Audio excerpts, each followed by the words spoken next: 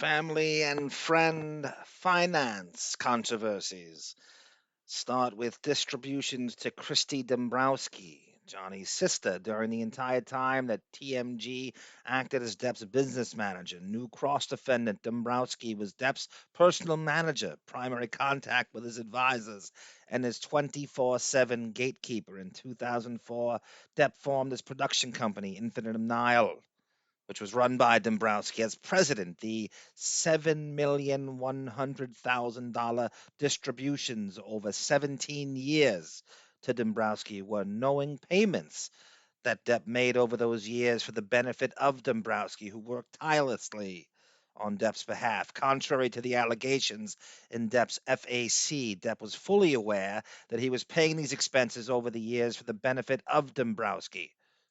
Depp's distributions to Dombrowski were treated as loans, primarily because periodically over time, Dombrowski would make a repayment to Depp.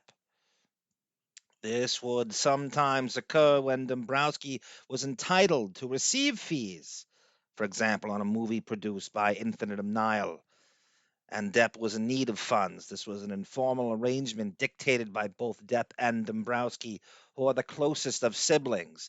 Depp was fully aware that these distributions to Dombrowski paid for the majority of Dombrowski's living expenses over the years. In addition to Depp, Dombrowski was authorized all of the distributions to himself, often by personally signing numerous checks and check authorization forms.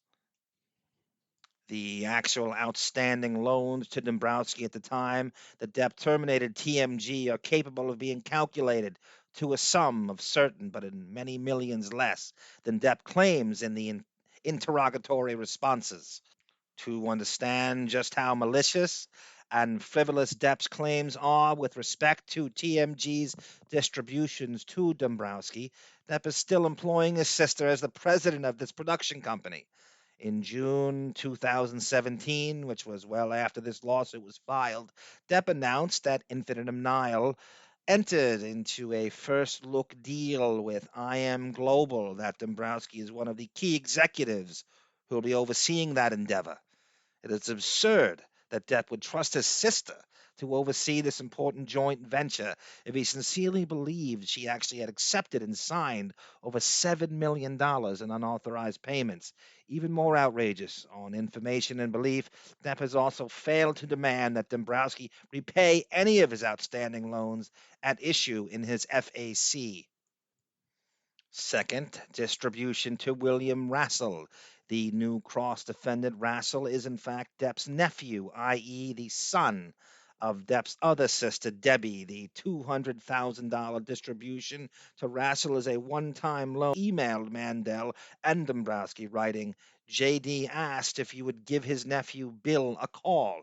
Jay wants help, either to borrow money or for JD to co-sign on a loan. Depp and Dombrowski stated an expectation was that Rassel would repay Depp when he was in the position to do so. Rassel also confirmed that he would repay his uncle's loan when he sold his Kentucky house, which later failed to do so and never sold the house. On information and belief, Depp has never demanded that his nephew return any of the funds that were loaned to him. Third, distribution to Nathan Holmes, the new cross defendant. Holmes is Depp's current and long term personal assistant who began working with Depp in and around April of 2008. The $740,000 in distributions to Holmes were loans that Depp specifically asked TMG to make so that Holmes could purchase and refurbish a home in the UK. Depp even admits in his recent sworn interrogatory responses that he recalls approving a small loan to Mr. Holmes, but can't recall specifically, but says that he does not recall being told the full amount. Dombrowski also fully approved the loan amount and was typical. Depp and Dombrowski did not want any formal documents, with Depp's longtime assistant Holmes sent TMG a number of emails where he represented that Depp had full approval of these distributions and confirmed that he would eventually repay the loans. On information and belief, Holmes still owns this house, and Depp is still employing Holmes as his personal assistant without any repercussions and without demanding a repayment of any kind of the funds. Number four, distribution to James Russo, actor. The new cross-defendant Russo is an actor who is longtime and close friend to Depp. Depp is also close to Russo's children and was apparently a part of their lives growing up. The $412,000 in distributions to Russo were payments that Depp instructed TMG to make in order to prevent the foreclosure of Russo's home. Depp claims that he had no knowledge of these distributions, and it's outrageous. On or about March 24th of 2011, Holmes emailed Mandel informing him that JD will be calling you to discuss Jimmy Russo. At around the same time, an event that took place in Depp's castle-like home in the Hollywood Hills, Depp took Mandel aside and told him that Russo was about to lose his house. Depp specifically instructed Mandel to loan Russo, quote, whatever it takes to pay Russo's mortgage down and for as long as was necessary so that Russo and his kids were not thrown out on the street. Thereafter, Mandel distributed the above funds to save Russo's home with the intention to pay down the principal to a point where Russo could refinance and manage the monthly mortgage payments on his own. Dombrowski also approved all distributions to Russo. Again, Depp and Dombrowski instructed that there should be no formal loan documents. Russo also represented to TMG that he intended to repay the loan on information and belief. Russo still owns the house, and Depp has never requested that Russo repay the loans. Number five, a distribution to Jonathan Shaw. Cross Defendant Shaw is a self proclaimed world traveling outlaw, artist, novelist, blogger, head doctor, anti folk hero, whorehouse philosopher, legendary tattoo master, and notorious innovator, the creator of the underground art. He is also a long term friend to Depp. The $262,000 in distributions to Shaw were loans that Depp and Dombrowski expressly instructed TMG to make to Shaw without any formal loan documentation. On the information and belief, in and about approximately November of 2009, Shaw was arrested in New York on weapons charges for the possession of an AK-47 assault rifle, three other firearms, including 96 knives and more than 2,800 rounds of ammunition that would make Dan the song parody man jealous. If convicted, Shaw was facing years in prison. Shaw turned to Depp for a loan to post bond and pay for the defense, which on information and belief allowed Shaw to avoid jail time. It was certainly not TMG's idea to loan Shaw this money. Depp and Dombrowski fully authorized and instructed that loan to be made to Shaw on information and belief.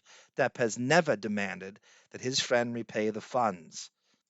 Number six, distribution to Sal Jenco, aka Blowfish, from 21 Jump Street. New cross defendant Jenco is an actor who appeared with Depp on the television series 21 Jump Street and the movie Donnie Brasco. For a period of time, Jenco managed the Viper Room for Depp, and the two were close friends. The $240,000 in distributions to Jenco were approved by both Depp and Dombrowski to pay Jenko's living expenses and his attorney's fees when he was going through a very difficult divorce.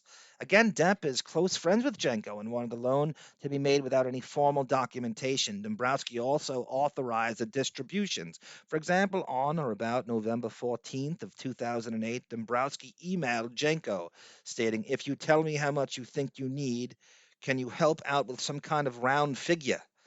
Dombrowski then forwarded Jenko's response to Mandel, writing, let's discuss this, thanks. There are further lengthy email chains with Dombrowski discussing with Jenko what he needs in terms of funds, in which Dombrowski then forwards to Mandel for payment. On information and belief, Depp never requested that Jenko return any of the funds. Number seven, distributions to Bruce Witkin and Unison Records. New cross defendant Bruce Witkin is Depp's closest childhood friend, and for over 7 years, Depp funded a startup music label with a new cross defended in Unison, which was run by Witkin. After years of advising Depp that the venture was not generating any revenue whatsoever, and after expending over $4 million, Depp finally allowed TMG to stop funding Unison in 2015. Remarkably, in his recent interrogatory responses, Depp has claimed that he did not authorize the $4,127,000 investment in Unison or any other loans to Witkin. However, there are literally hundreds of documents proving that Depp and Dombrowski directed Depp's investment in Unison and were fully aware of the operations and the costs and repeatedly advised Depp and Dombrowski to shut down the label. In fact, Depp was represented by his long-term attorney, Jake Bloom, offices in connection with the Unison matters. But to get an idea of just how malicious and untrue Depp's claims are in this action, for now, Depp claims that he never authorized or had knowledge that he was funding Witkin's startup music label, Unison, and it's beyond unconscionable.